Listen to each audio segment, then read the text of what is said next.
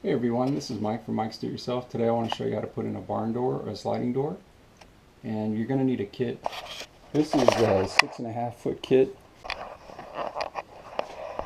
This kit you can get online and it was under 50 bucks. And this is a 6.5 foot sliding barn door hardware kit.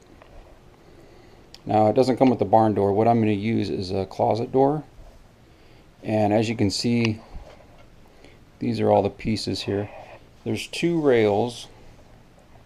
These are spaced 16 inches apart, and so I'm going to show you what I did because the studs in the wall aren't going to line up to 16 inches. Now yours might, and you may not need to do a workaround, but I'll show you that. So you have these that go onto the rollers that go onto the door, and then there's the hardware for that. You have the screws, the lag screws, and the spacers that go against the rail. So it's going to look like that against the wall. And then you've got, these are the stoppers on the rail so they don't go too far and hit things. And then you've got these pieces that go on the top of the door.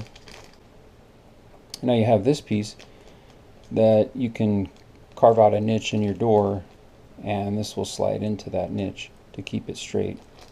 And then you just mount this to the floor. Here's some more spacers. So there's going to be 5 with the kit. The whole rail all the way across is going to be about 79 inches. And it comes in a really small box, so it's all compact. This is the box it came in. Everything's labeled.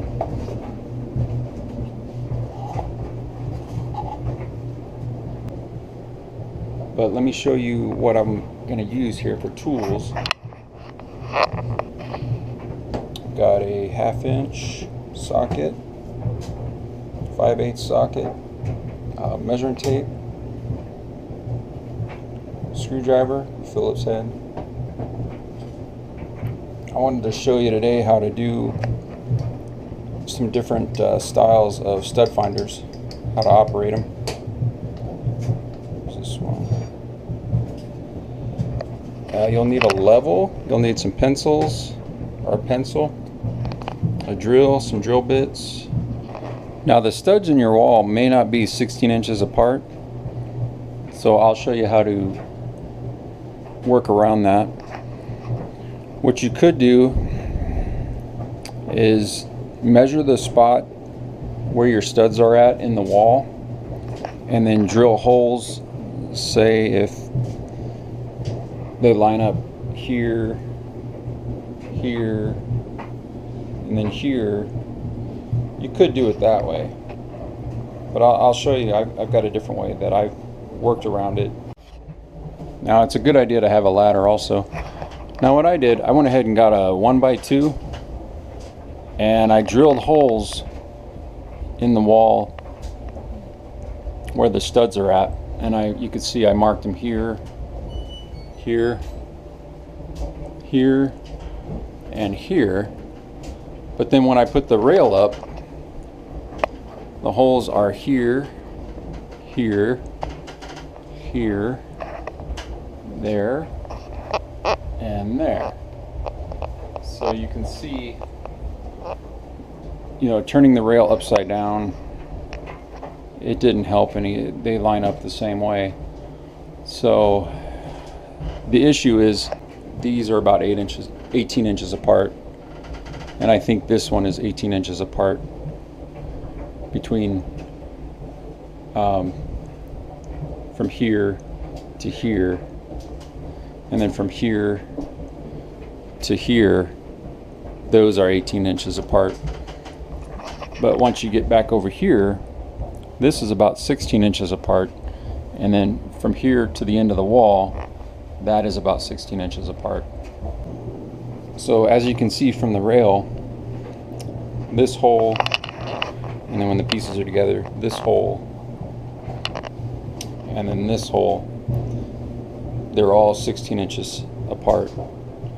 So that's not going to work if you don't have the holes lining up to your studs. So that's why I use the 1x2.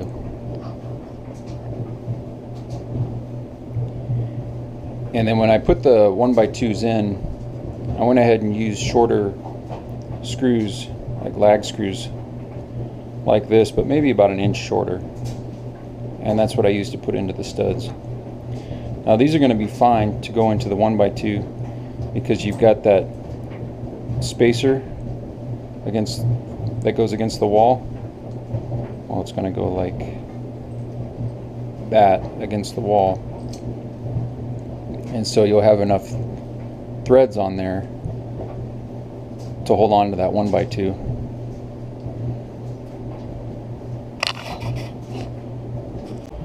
Now I wanted to show you how to use a stud finder. This is a really old stud finder, but there's many different styles. And what this one does, this one looks for the nail head or the screw head in the drywall. This one's not as accurate, but it's still usable. You want to just start it off to the side, and then when it comes across a nail head, it'll point directly out or straight like that. So that's where your stud's at for this one.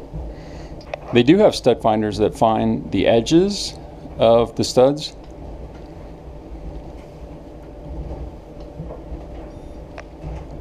But for this one, it'll tell you where the edge is starting, and then when you go a little bit farther, the red arrow at the top will show you exactly where the center of the stud's at, and that's where you want to put your screw into the wall. So I went ahead and put a lag screw in every stud just to make sure this holds up. Now I'm using a 7/32 to make these holes. I want a little bite on those threads when I get the threads put in there for the rail. But the instructions actually say 1/4 inch. So you want to go a little bit smaller than that. And if it's too hard to push in and your wood is trying to split, then go ahead and go a little bit bigger for your drill bit. Okay, once you get all the screws put into your 1x2, or if your holes line up for your rail, you won't even need this 1x2. What you're gonna do then is go ahead and hold up your rail. Now I'm using a door frame, but if you have a setup to where this is all finished, and there's no door frame, you could do that also. I'm just doing this 1x2 to get it off the wall a little bit and to make sure that all the holes are lining up, and that way I don't have to drill into the rail. Okay, you'll want to use a level to get your 1x2 perfectly straight, or if you're not using a 1x2, to get your rail straight before you mark the holes, and that's where the pencil will come in. So you'll hold your rail up either over your door frame or where your door opening is at. Just go ahead and hold it all the way across, and it comes in 2 pieces, so you're going to have to do 1 piece at a time. But go ahead and hold it up above your door frame wherever you would like it. It depends a lot on the height of your door too. So like I said, on this one's about a 6.5 foot, and it should line up perfectly. It may come off the door a little bit because I'm up over the door frame, but it should line up and look good once it's all done. So once it's in, it's going to look like this in the wall, and your spacer will be against your 1x2 or the wall. Once you get all of these in, you can go ahead and check your level just all the way across. Make sure it's all level.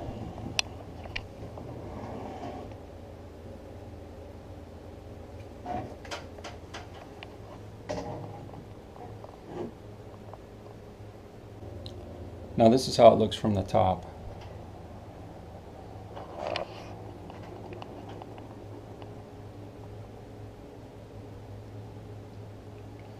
And as you can see, you got your lag screw, the washer, the rail, the spacer, then you have the 1x2, and that goes right into the wall. Now when you're going to put your roller and the bar on your door,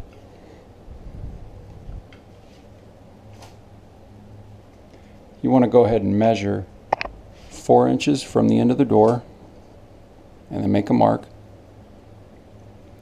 Come down about 3.5 inches from that, 4 inches from the door, and then just make sure they're lined up about 1.5 inches and 3.5 inches down from there.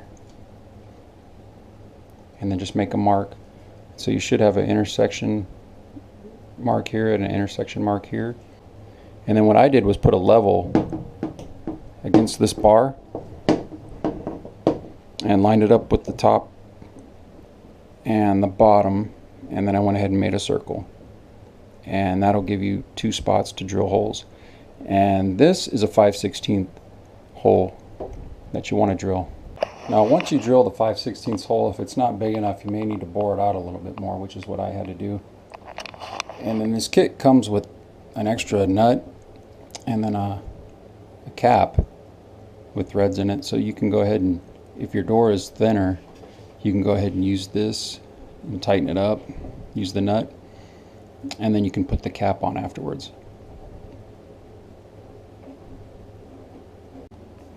And then for the other side, you do the same thing. Go ahead and measure 4 inches in from the other side of the door, and then 1.5 inches down, 4 inches in, and then a total of 5 inches down. And those will be your holes that you're going to have to drill. And as you can see, I bored the holes out a little more.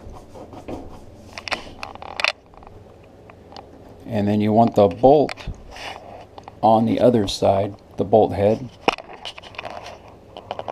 As you can see, the bolt head. That way it won't hit your door frame or your wall as you're sliding it back and forth. And then on this side, your rail side, you'll go ahead and you can put your nut there and then the cap, and just tighten those down.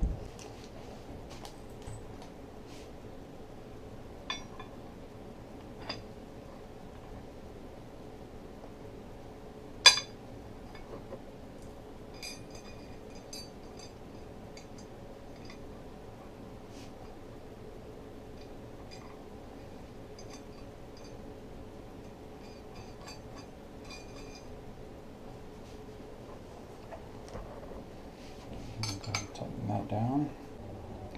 Before you put your door up on the rail, you want to put these bumpers on the top edge of your door, and what this will do, this will just help it from falling off or coming off the rail as easily. So just drill a small hole a couple inches inward on the door, and there's 2 of these, so you'll put one here and then you'll put one in here. Okay, this is how the bumpers look once they're installed, and they're just a couple inches away from the roller.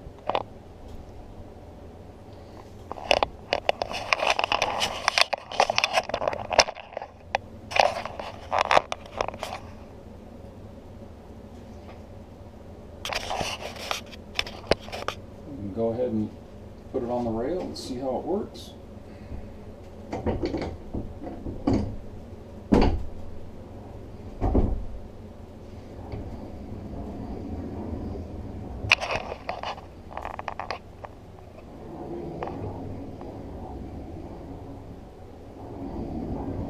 Now as you can see, I had to take one of my lag bolts out because I needed to put the stopper on, and I want it to stop before it gets to the door frame, or just about at the edge of the door frame.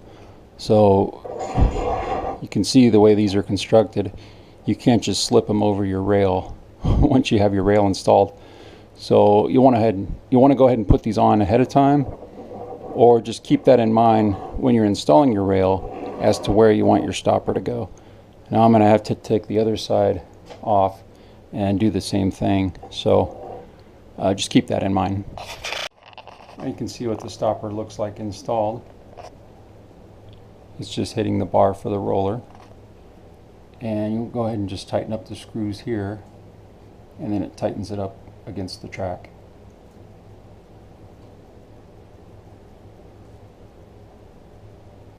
Now this is what the other side looks like. Once I took the rail off, I got the bumper back on, and now it works great. Now the last part of this would be to put your track on. Now because I have a door frame and my rail is a little bit higher than what it should be, I'm not able to do this. But if your door is heavy enough, you may not need to do this either. But if you want to go ahead and put your door track on, what you would want to do is, say if you have linoleum or something that's easy to drill through, you would want to go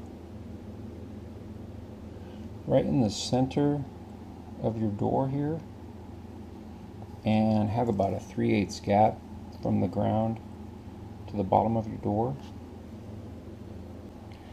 You could also try some blue concrete screws if you're going into concrete. You'll want to place your track piece to where when the door is closed, it will stay in the track.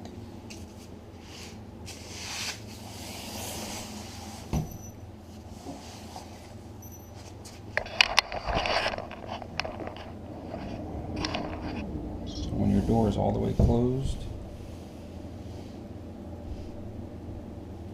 now you can notice this door is a little small, but for your barn door or sliding door, when your door is all the way closed, you want this to still be in it. And then when it's open, you'll want it to be in it also. So just pick a good point to where when it's closed, this track will be inside your door.